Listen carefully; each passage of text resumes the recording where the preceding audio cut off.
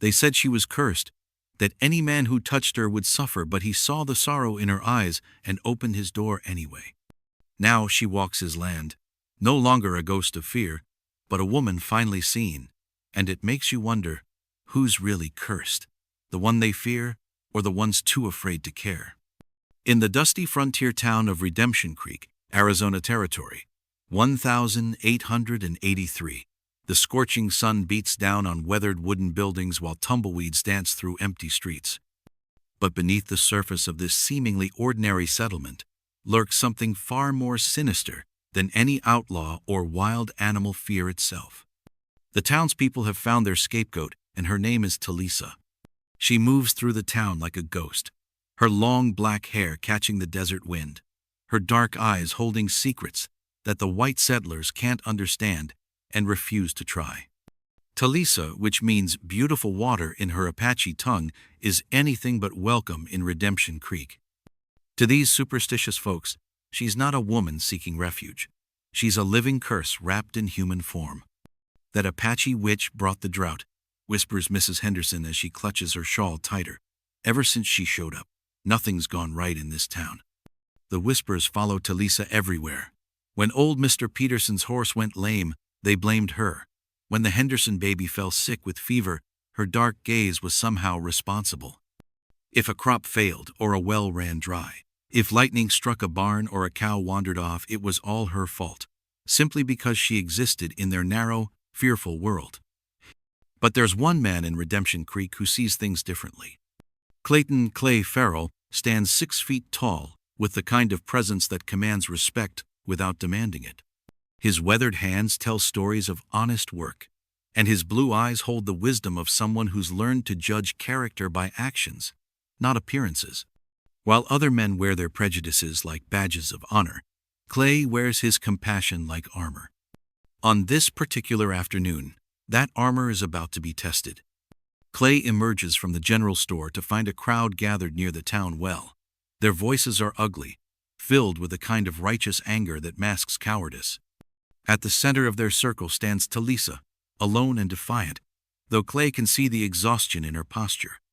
"You need to leave," snarls Tom Bradley, the town's self-appointed moral authority. "Your kind ain't welcome here. Take your curses and your heathen ways and get out of our Christian town." The crowd murmurs agreement, pressing closer like wolves sensing weakness. But Talisa doesn't flinch. She stands her ground with a dignity that puts their behavior to shame, though Clay notices her hand trembling slightly at her side. That's when Clay steps forward, his boots echoing on the wooden planks as he cuts through the crowd. The mob parts before him not out of fear, but out of respect. Clay Farrell is known as a fair man, a good neighbor, someone whose word carries weight in Redemption Creek. "That's enough," Clay says, his voice calm but carrying the authority of absolute conviction. "Miss Talisa hasn't done anything to deserve this treatment." The crowd falls silent, shocked that someone would defend the woman they've deemed untouchable. Tom Bradley's face flushes red with indignation. "Clay, you don't understand," Bradley protests. "She's cursed. Bad things happen wherever she goes. You're making a mistake." Clay's eyes never leave Talisa's face as he speaks. "The only mistake I see is a town full of grown people acting like frightened children." Do you think Clay did the right thing by standing up for Talisa? Comment below and let me know your thoughts. The tension in the town square is thick enough to cut with a knife. Clay's words hang in the desert air like thunder before a storm, and every person present understands that a line has been drawn. You're either with the mob or you're with the Apache woman. There's no middle ground in Redemption Creek. "You don't know what you're dealing with, Clay," warns Sheriff Murphy, a man who's usually content to look the other way when convenient. "This woman, she's trouble. Her family was wiped out by cholera 3 months ago, and everywhere she's been since, misfortune follows." The crowd nods knowingly, their faces etched with the kind of certainty that comes from ignorance disguised as wisdom. They tell stories in hushed tones, how Talisa's presence at the widow Morrison's farm coincided with a locust swarm, how the banker's son broke his leg the day after she walked past their house, how the preacher's wife developed a mysterious cough after Talisa attended Sunday service. Never mind that locust swarms are common in Arizona. Never mind that children break bones all the time, or that desert dust gives everyone a cough.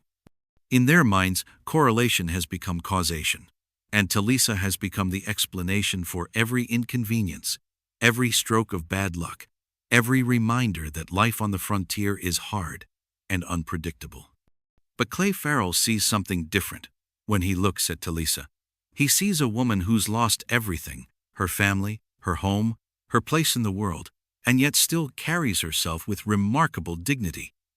He sees someone who's been beaten down by circumstances beyond her control, but refuses to be broken by the hatred of ignorant people. "Miss Talisa," Clay says, turning to address her directly while the crowd watches in stunned silence, "my ranch is about 5 miles outside town.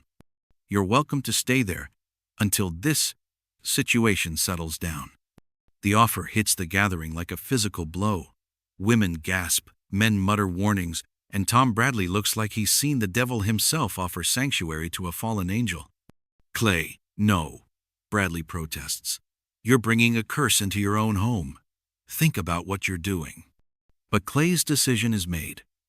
He's seen enough of the world to know that the real curse plaguing Redemption Creek isn't some mystical Apache magic. It's the poison of prejudice, the sickness of scapegoating, the cowardice of blaming the vulnerable for problems they didn't create. Talisa studies Clay's face with eyes that have learned to read human nature for survival. She's been offered help before, usually with strings attached that made the assistance worse than being alone.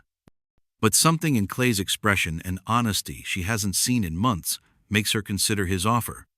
"Why?" she asks simply, her voice carrying the musical accent of her people. "Why would you risk their anger for a stranger?" Clay's answer is equally simple. "Because it's the right thing to do." The crowd begins to disperse, their bloodlust satisfied by the knowledge that, if misfortune befalls Clay Farrell, they'll have warned him. As they scatter back to their businesses and homes, their whispered conversations follow predictable patterns. "He'll regret this. Mark my words. Something terrible will happen. That Apache witch has bewitched him too." Talisa hesitates at the edge of town, looking back at the place that's treated her like a disease. For a moment, Clay thinks she might refuse his offer and disappear into the desert, taking her chances with the elements, rather than risk bringing trouble to the one person who's shown her kindness. But then she nods, a almost imperceptible gesture that speaks volumes about trust and desperation in equal measure. As they ride toward Clay's ranch in the gathering dusk, neither of them speaks, but both are thinking about the choice that's just been made and the consequences that are sure to follow. The Farrell Ranch sits in a valley protected by red rock mesas, a sanctuary of green grass and flowing water in the harsh Arizona landscape. As Clay and Talisa approach the modest wooden house, her eyes take in every detail: the well-maintained fences, the healthy livestock, the sense of peace that seems to radiate from the place. But peace is a luxury Talisa hasn't known for months, and she can't quite bring herself to believe in it. That night, sitting by Clay's fireplace with a cup of coffee warming her hands, Talisa finally begins to speak. The words come slowly at first, like water seeping through cracked earth. But once they start, they flow like a river breaking through a dam. "My family lived in the mountains, 2 days' ride north of here," she begins, her voice soft but steady. "My father was a respected medicine man. My mother known for her skill with healing herbs. We had 3 children, my younger brothers, Strong Bear and Running Wolf, and me." Clay listens without interruption, sensing that this is the first time Talisa has told her story to anyone who might actually believe her. "When the cholera came, it took them all within a week," she continues, her dark eyes reflecting the firelight. "I was visiting my grandmother in another settlement when it happened.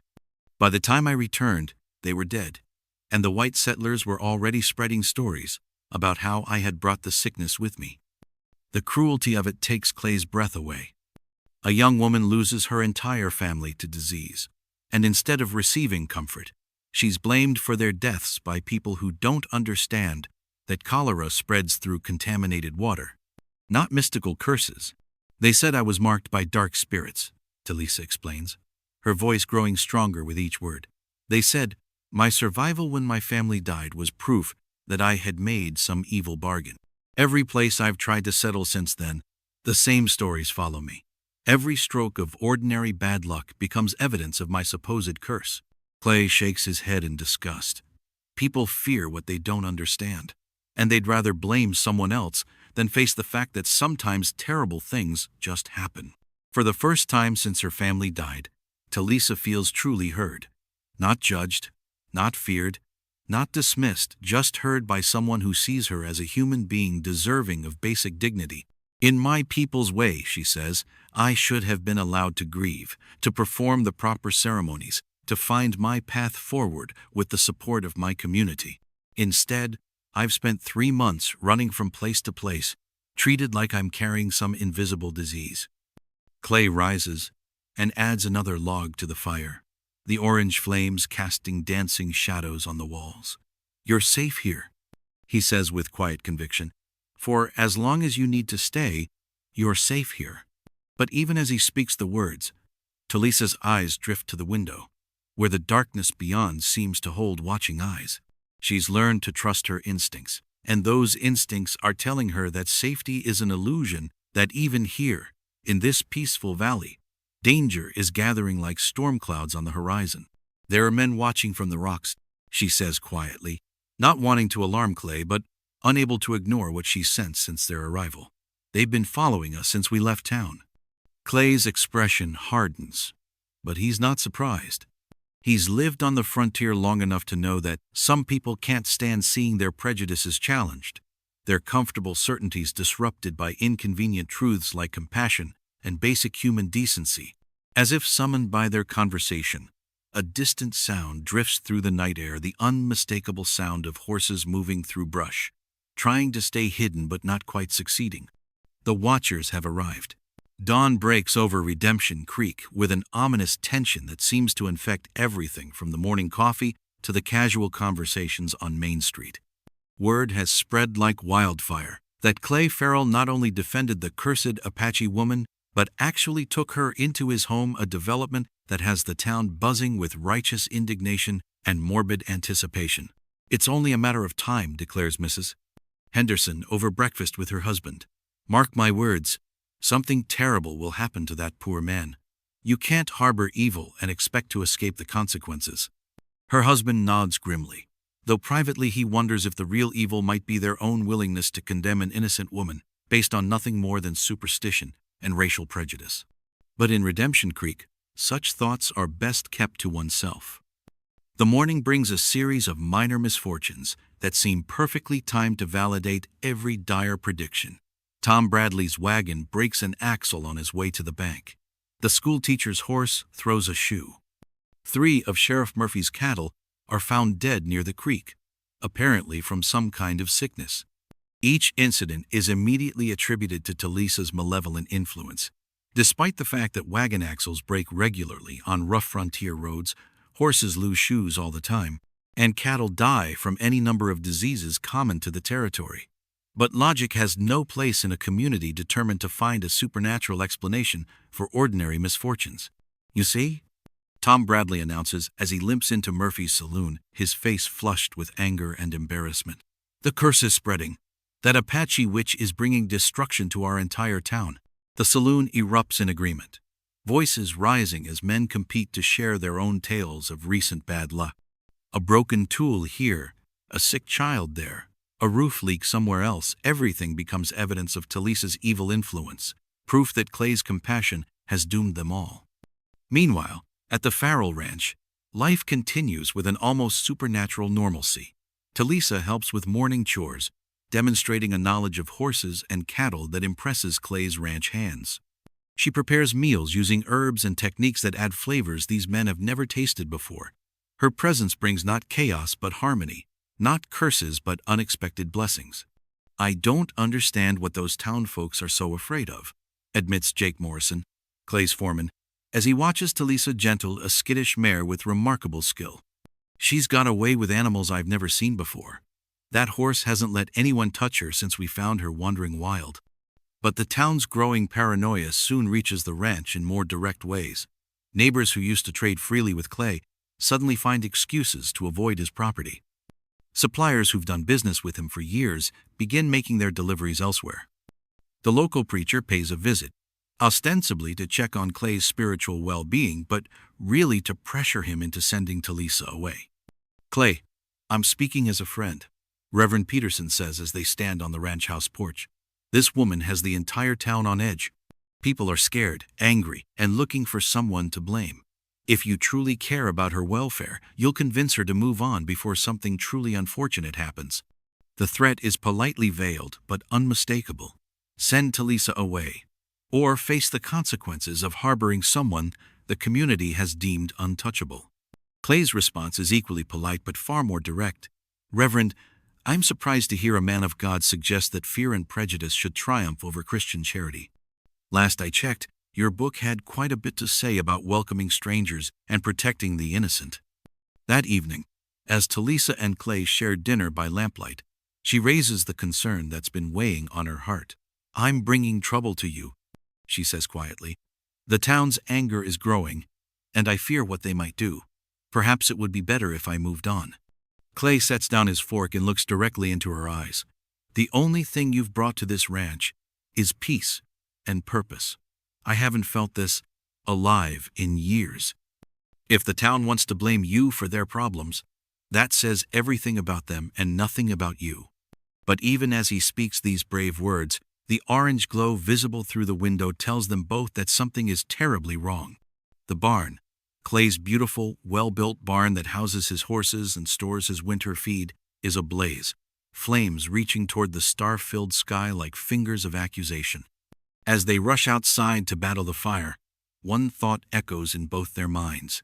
This is no accident, and tomorrow the town will have all the proof they need that the Apache woman truly is cursed. The barn burns like a beacon of accusation against the night sky, flames dancing higher with each passing minute as Clay and his ranch hands battle desperately to save what they can.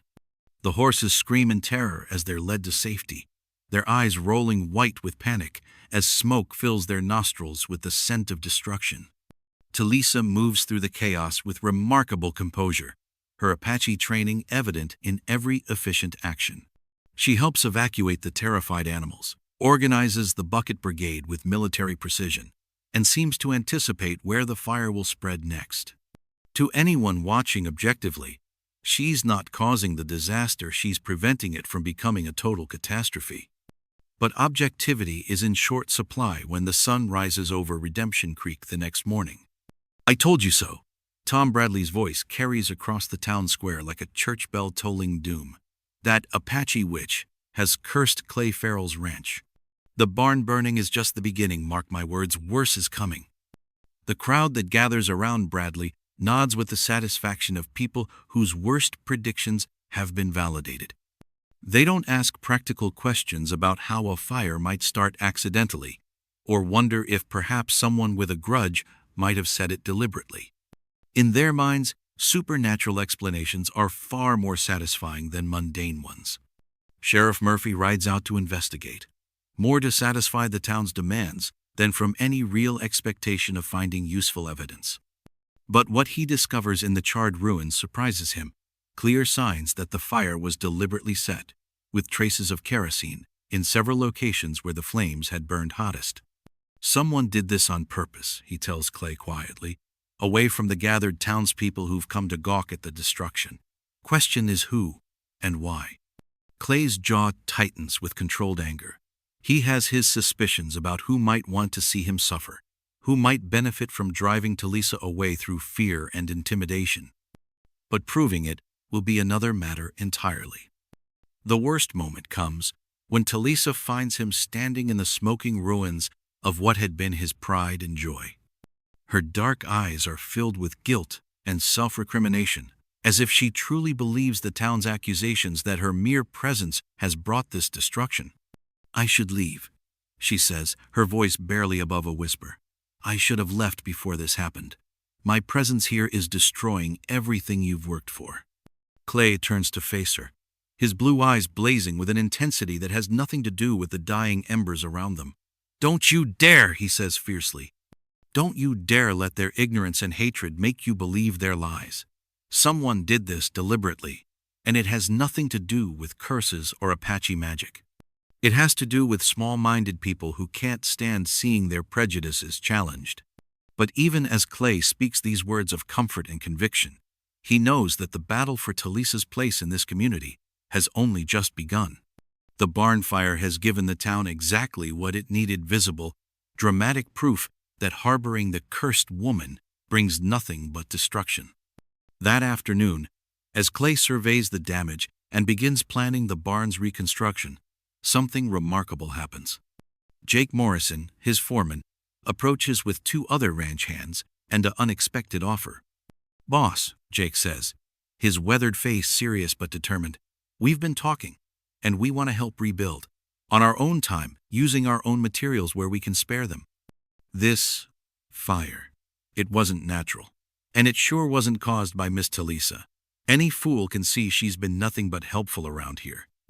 It's the first crack in the wall of community prejudice, the first sign that not everyone in the area has succumbed to superstition and fear.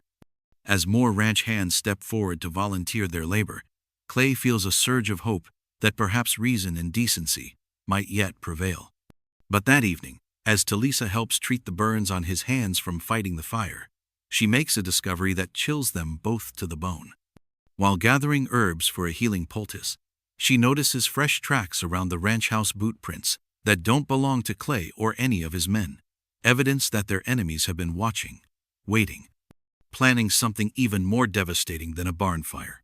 The investigation begins at dawn, with Talisa demonstrating tracking skills that would impress an Apache war chief. Her ability to read the story written in disturbed earth and broken twigs is nothing short of supernatural, though this time, the supernatural has a perfectly natural explanation rooted in years of training from her father and brothers. 3 men, she tells Clay as they follow the barely visible trail away from the ranch house. One large, heavy, walks with a slight limp. One smaller, nervous, keeps shifting his weight from foot to foot even when standing still. The third, she pauses, studying a particularly clear boot print in the soft earth near the creek. The third, I recognize. Tom Bradley. The revelation hits Clay like a physical blow. Bradley, the town's self-appointed moral authority, the man who's been leading the charge against Talisa from the beginning. But as the shock wears off, pieces begin falling into place with terrible clarity. "Bradley's been wanting to buy my water rights for 2 years, Clay realizes aloud. "Ever since his own wells started running low. I've refused every offer, and he's been growing more desperate with each drought." They follow the trail for 3 miles, until it leads to a hidden camp in a box canyon where the 3 conspirators clearly thought they were safe from discovery. The evidence is overwhelming. Kerosene cans, rags that still smell of accelerant, and most damning of all, a detailed map of Clay's ranch with notations marking the best spots for setting fires that would cause maximum damage. But the conspiracy goes deeper than simple arson. Among the papers scattered around the abandoned camp, Talisa finds documents that reveal a coordinated campaign to drive Clay out of the valley entirely. The barn fire was just the beginning. They'd planned to systematically destroy his property, poison his cattle, and terrorize him into selling at a fraction of his land's worth. "They're using me as the perfect scapegoat," Talisa says, her voice heavy with bitter understanding. "Every act of sabotage gets blamed on my curse, and the town's superstition makes them the perfect cover for their real crimes." Armed with evidence, Clay and Talisa ride into Redemption Creek that afternoon with grim determination. They head straight for the sheriff's office, where Murphy examines the documents with growing amazement and anger. "This is conspiracy, arson, and attempted fraud," Murphy declares, his usual reluctance to get involved overcome by the sheer audacity of the plot. Bradley and his partners are looking at serious prison time. But when they confront Bradley publicly, the town's reaction is not what any of them expected. Despite the clear evidence of his guilt, many townspeople refuse to believe that their crusade against Talisa has been manipulated by criminals with purely mercenary motives. "It's a trick," Bradley shouts, even as Sheriff Murphy places him under arrest. "She's bewitched them all. Can't you see?" This is exactly what an Apache witch would do, turn the evidence against honest Christian men. The crowd wavers, torn between the evidence of their eyes and the comfortable certainty of their prejudices.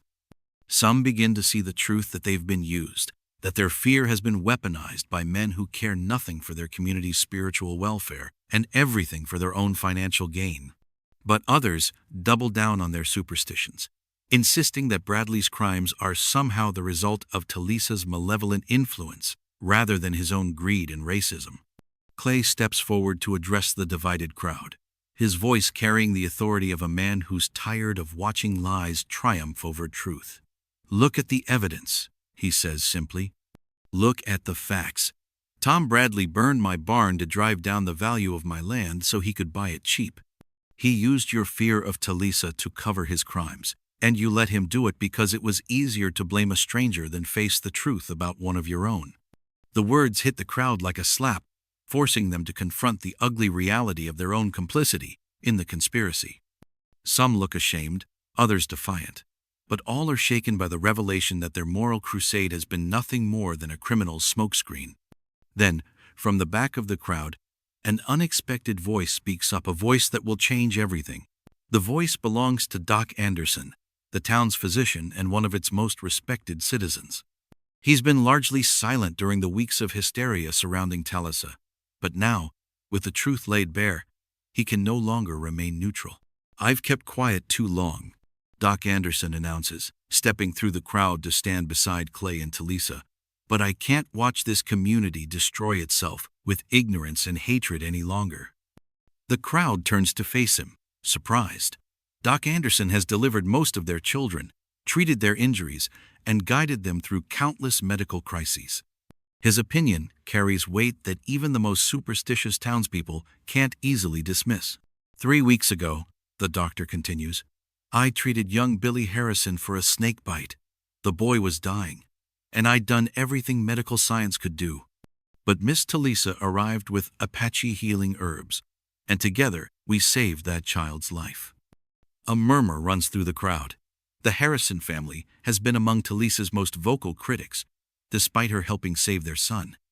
"Last week, she helped me set Mrs. Peterson's broken arm using techniques I'd never seen demonstrated with such skill. And yesterday, she correctly diagnosed the cattle sickness. It was anthrax, not some mystical curse, and her knowledge prevented it from spreading." Each revelation hits the crowd like stones thrown into still water, creating ripples of doubt about their narrative of supernatural evil.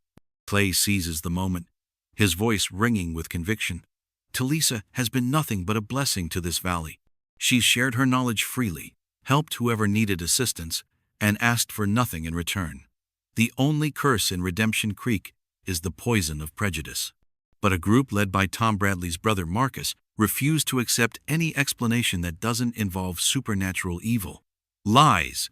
Marcus shouts. "You've all been bewitched. She's turned our own doctor against us." The crowd divides reason and compassion on one side, ignorance and hatred on the other. Talisa steps forward with dignity that silences even her harshest critics. "I have lost everything," she says clearly. "My family, my home, my place in the world. I came seeking nothing more than the chance to exist peacefully, to rebuild my life among people who might see me as human rather than monster." She pauses, her dark eyes sweeping across the faces, some hostile, some curious, some filled with dawning shame. "You have blamed me for drought and disease, for every small tragedy that life brings to all people," she continues. "But since I arrived, have any children died? Have any mothers lost their babies? Have any suffered injuries that could not be healed?" The questions hang in the desert air. The crowd shifts uncomfortably, realizing their community has actually been healthier during Talisa's stay. "I cannot make you see me as I truly am," she concludes sadly, "but I will continue to help any who need assistance, regardless of how you treat me." The speech moves many to tears, but enrages those who refuse to abandon their hatred. Marcus Bradley and his followers are already planning something more dangerous. The attack comes at midnight, when desert darkness provides perfect cover for cowards who lack courage to face enemies in daylight. Marcus Bradley leads 6 men toward the Farrell Ranch, faces covered with bandanas, hearts filled with righteous hatred that has justified countless atrocities throughout history. They expect to find Clay and Talisa sleeping vulnerable, easy targets for the righteous justice they've convinced themselves they're delivering. What they find instead is an Apache woman whose survival instincts were honed by generations of warfare, and a cowboy whose military service taught him devastating offense. Talisa senses approaching danger long before attackers reach the ranch house. Years of frontier living, combined with Apache training emphasizing awareness of every sight and sound, make her sensitive to threat as a mountain cat. She wakes Clay with gentle touch, finger pressed to his lips for silence. 6 men, she whispers, surrounding the house, armed with rifles and torches.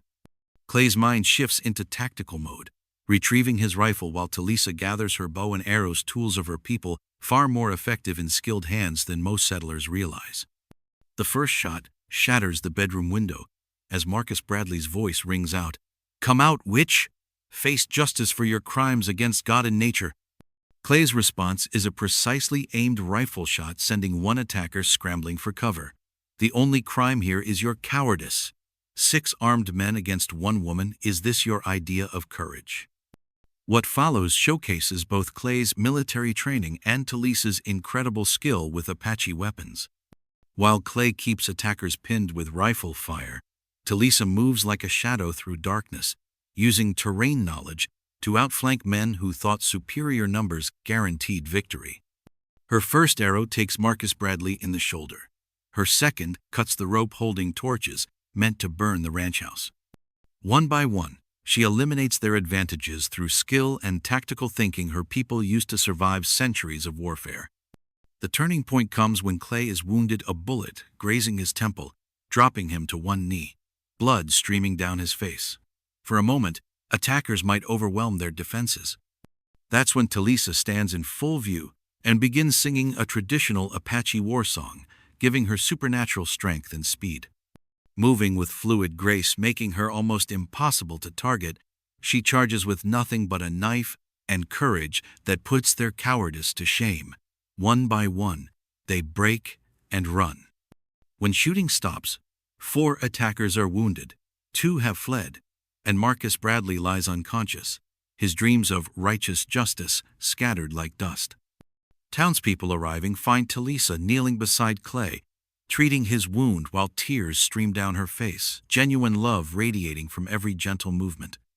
"She could have run," whispers Jake Morrison. "Instead, she fought like a wildcat to protect him." The sun rises over Redemption Creek on a world transformed. News of the midnight battle has spread through the town like wildfire, carrying with it a story that no amount of superstition can distort. Talisa fought with incredible courage to protect the man who'd shown her kindness.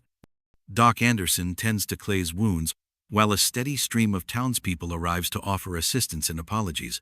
"I owe you an apology." Sheriff Murphy tells Talisa, "I let fear cloud my judgment when I should have been protecting all citizens, including you." Similar confessions come throughout the day. Mrs. Henderson brings a fresh-baked pie and tears of regret.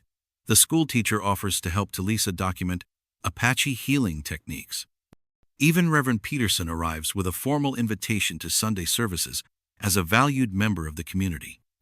But the most meaningful moment comes when Clay, his head cleared of injury, finally speaks the words building in his heart.